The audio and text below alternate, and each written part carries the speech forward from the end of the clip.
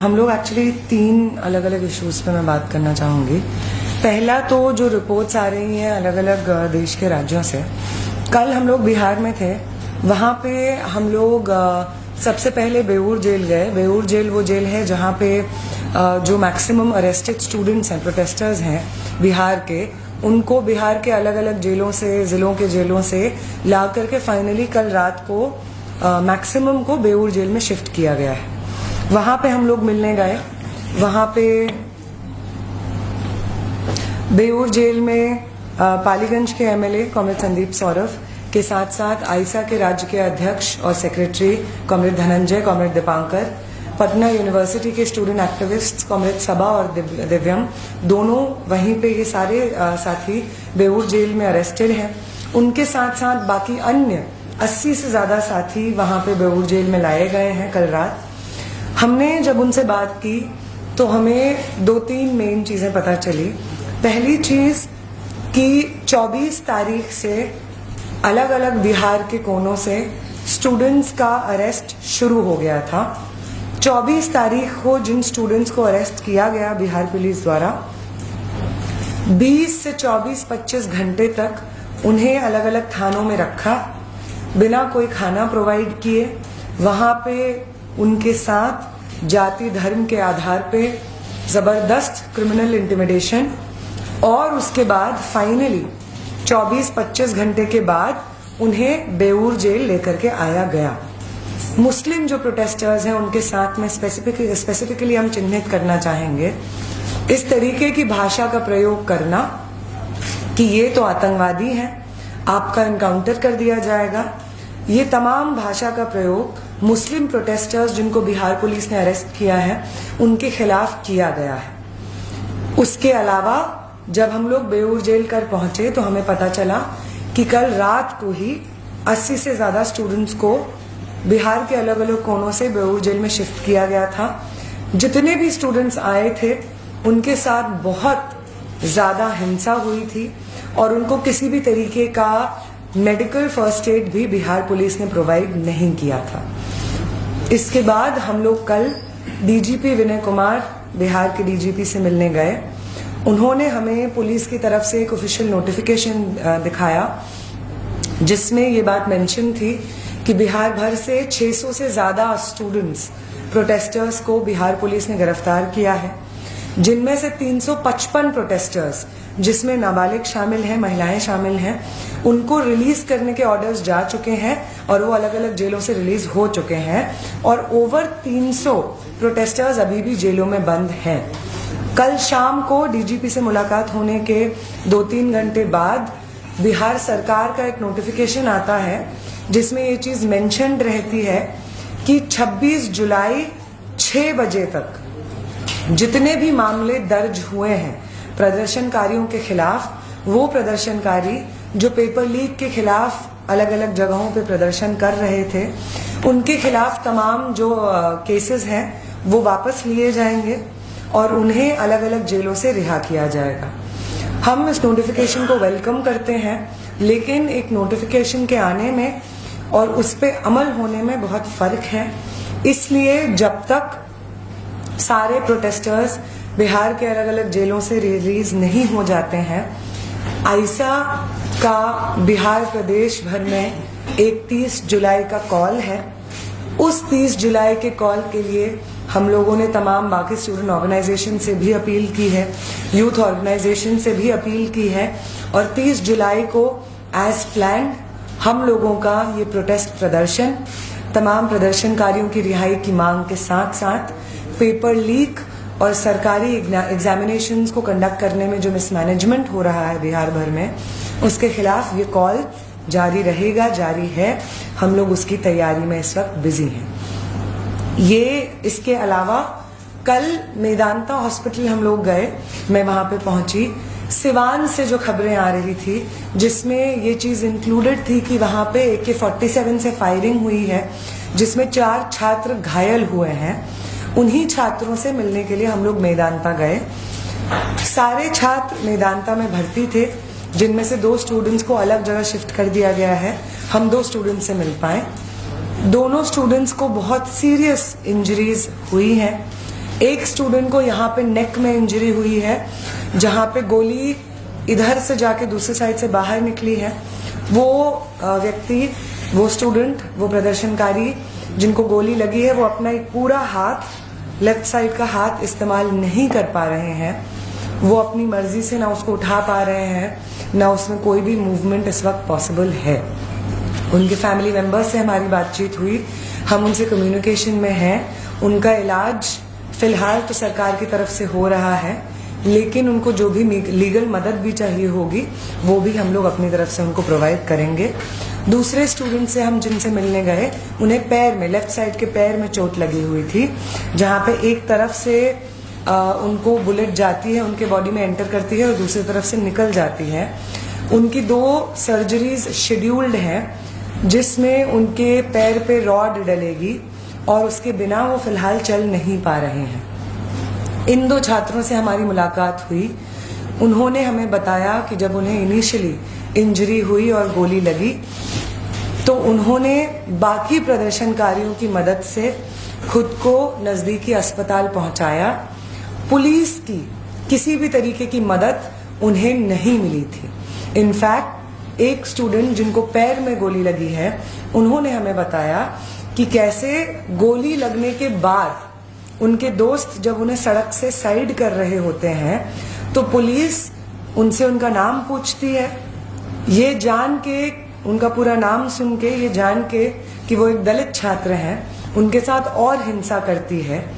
उनके पैर से बहुत जोरदार खून निकल रहा होता है, उन्हें बहुत क्लियरली एक इंजरी होती है। उसके बावजूद बिहार पुलिस उनके साथ हिंसा करती है और कोई भी मदद हॉस्पिटल उनको ले जाने के लिए प्रोवाइड नहीं करती है। एक्सेसिव प्रेशर जब छात्र संगठनों के साथ के द्वारा और स्टूडेंट्स के द्वारा डाला जाता है, तब बिहार पुलिस इसमें हस्तक्षेप करती है और अपनी तरफ से उन स्टूडेंट्स के इलाज करने का वादा भी करती है और उनका इलाज अभी हो रहा है। ये बिहार से खबर हमें मिली है। दूसरा जो हमें इन्फॉर्मेशन मिला वो बंगाल से है। कल तक 14 स्टूडेंट्स के अरेस्ट होने की खबर आ रही थी, जिनमें से 13 स्टूडेंट्स मुस्लिम स्टूडेंट्स थे। शुभेंदु अधिकारी बंगाल के चीफ मिनिस्टर जो हैं, उन्होंने कहा था कि वो 70 और स्टूडेंट्स के ऊपर इंक्वायरीज करने जा रहे हैं, अरेस्ट करने जा रहे हैं। आज हमें अपडेट मिली है कि 2 और स्टूडेंट्स को, 14 के अलावा अन्य स्टूडेंट्स को आज बंगाल से राउंड अप किया गया है, पिकअप किया गया है। जो वो 70 का आंकड़ा बताया जा रहा था, उस मामले में अभी फिलहाल कोई नए केसेस या ना तो दर्ज हुए हैं, ना कोई नए अरेस्ट इस वक्त बंगाल में हुए हैं। उनके साथ इस वक्त बातचीत चल रही है और जो स्ट्रिंजेंट लॉज के अंडर उनके चार्जेस फ्रेम किए जा रहे थे स्टूडेंट्स के खिलाफ, उन पे बातचीत चल रही है कि उन चार्जेस को ड्रॉप किया जाए। फिलहाल जो नोटिफिकेशन बिहार में आया है, ऐसा कोई भी नोटिफिकेशन बंगाल में नहीं आया है सरकार की तरफ से कि जितने भी प्रदर्शनकारियों को गिरफ्तार किया गया था पेपर लीक के खिलाफ प्रदर्शन करने के लिए, उन्हें सरकार की तरफ से उनके ऊपर कोई कार्रवाई नहीं होगी, ऐसा कोई नोटिफिकेशन बंगाल में नहीं रिलीज हुआ है। हमारा जो वहां पे लीगल टीम है, उन्होंने असम और बिहार से जो नोटिफिकेशंस आए हैं उनकी मदद से एक प्रिपेयर किया है, जो कि कल कोर्ट्स हम लोग अप्रोच करेंगे उनकी मदद से। और कोशिश यही है कि जो आश्वासन हमें केंद्र सरकार के रिप्रेजेंटेटिव से मिला था कि किसी भी एनडीए शासित या भाजपा शासित राज्य में किसी भी प्रोटेस्टर के खिलाफ कोई कार्रवाई नहीं होगी, उस अश्योरेंस पे अपहोल्ड करने की हमारी कोशिश जारी है। हम नहीं समझते हैं कि वो मूवमेंट जो जंतर मंतर पे चल रहा था वो खत्म हो गया है।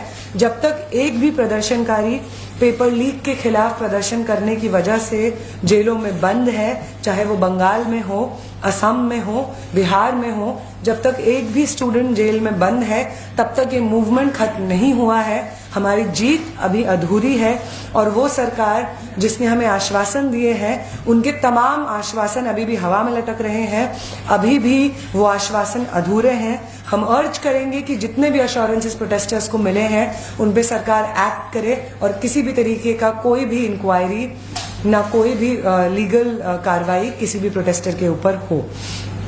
ये लीगल अपडेट हम लोग को एक देना था।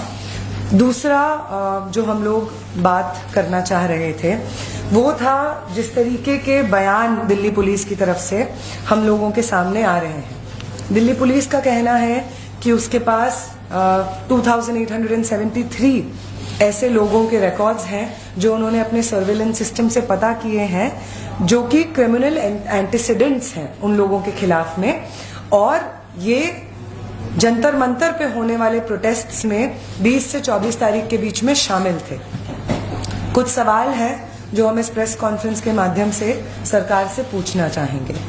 पहली बात, अगर आपके पास ये डेटा पहले से मौजूद था कि इतने सारे लोगों के ऊपर क्रिमिनल केसेस दर्ज हैं, तो फिर सरकार का, दिल्ली पुलिस का इस चीज का इंतजार करना कि कोई बड़ी गैदरिंग होगी या प्रोटेस्ट होगा जिसमें सब ये लोग आएंगे जिनके ऊपर क्रिमिनल केसेस दर्ज हैं और हम वहां से उनको आइडेंटिफाई करेंगे, ये तो किसी भी लॉ एंड ऑर्डर के प्रोसीजर का हिस्सा हमें नहीं लगता है कि है। तो अगर आपका उद्देश्य ये नहीं था कि जिन लोगों पे सीरियस क्रिमिनल केसेस दर्ज हैं आप उनके खिलाफ कार्रवाई करना चाहते हैं, तो इस तरीके के आंकड़े को सामने पब्लिक डोमेन में डालने का क्या मतलब है? इसका हम लोग जिस तरह से इसको देख रहे हैं कि ये तो आपका सीधा सीधा एक अटेम्प्ट है कि वो प्रोटेस्ट्स जो लंबे समय तक पीसफुली जंतर मंतर पे हुए, वो तमाम आम स्टूडेंट्स जो उन प्रोटेस्ट्स में शामिल रहे, आप उन्हें बदनाम करना चाहते हैं। और ये एक बहुत बड़ा छात्रों और नौजवानों का आंदोलन जिसने एक करप्ट और इनकेपेबल एजुकेशन मंत्री का इस्तीफा दिया, आप उसे डिस्क्रेडिट करना चाहते हैं ताकि आपने भी जो अश्योरेंसेस प्रोटेस्टर्स को दिए हैं, अगर आप उनसे बैक ट्रैक करें तो आप पे भी सवाल ना उठे। इनफैक्ट आपके रीअश्योरेंसेस पे एक्शन मानने वाले लोगों को आप डिस्क्रेडिट करने की कोशिश कर रहे हैं। ये हम साफ सीधे तौर पे ऐसे ही समझते हैं दिल्ली पुलिस के इस डिक्लेरेशन को कि उनके पास एक बहुत बड़ा डेटाबेस हासिल हुआ है उनके सर्विलेंस टेक्नोलॉजी के बाद, जिसके तहत उनको ऐसे लोगों का पता चला है जिनके ऊपर पास में क्रिमिनल केसेस थे। अगला पॉइंट हमारा ये है कि क्रिमिनल केस तो जो पहले 144 होता था, जो कि प्रोटेस्टर्स 3 से ज्यादा इकट्ठा ना हो किसी जगह पे, उनके वायलेशन में भी क्रिमिनल केसेस दर्ज हो जा रहे हैं।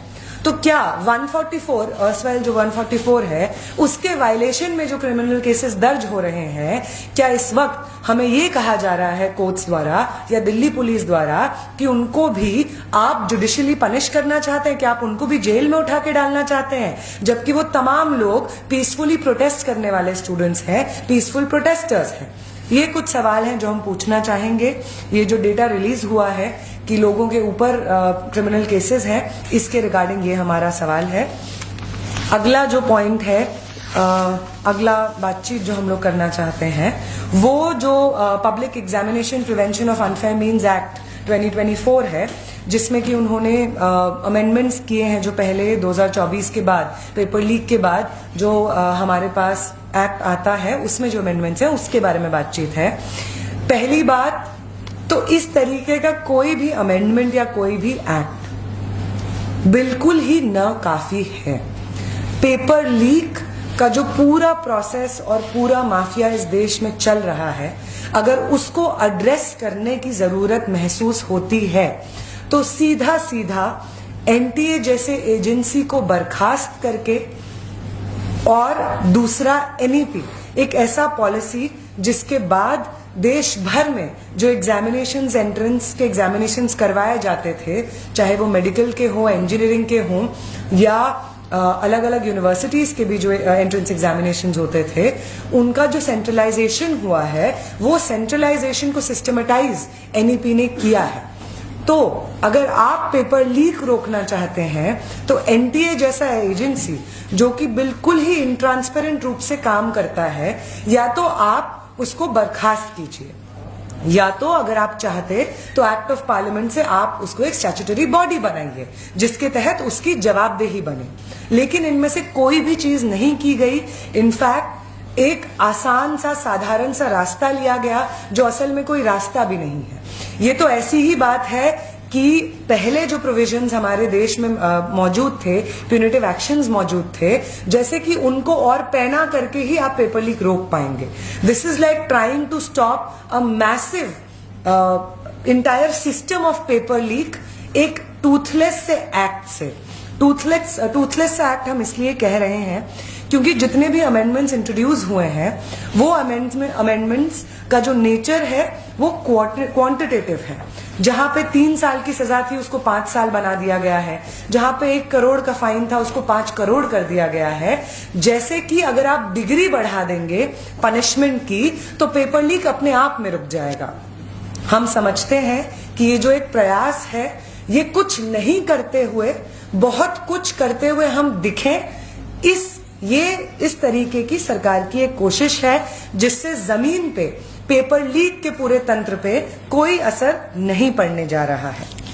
अगला जो पॉइंट है जो इसमें हम देखते हैं कि जो स्टूडेंट्स हैं, जो विक्टिम्स हैं पेपर लीक के, पेपर लीक प्रूव करने का जो ओनस है इस एक्ट के माध्यम से वो उन विक्टिम्स पे डाला जा रहा है और किसी भी तरीके का डिटेलिंग, किसी भी तरीके का रिड्रेसल जो है वो सिर्फ प्रोसीजरल बना दिया गया है, जो कि अगेन नाकाफी है।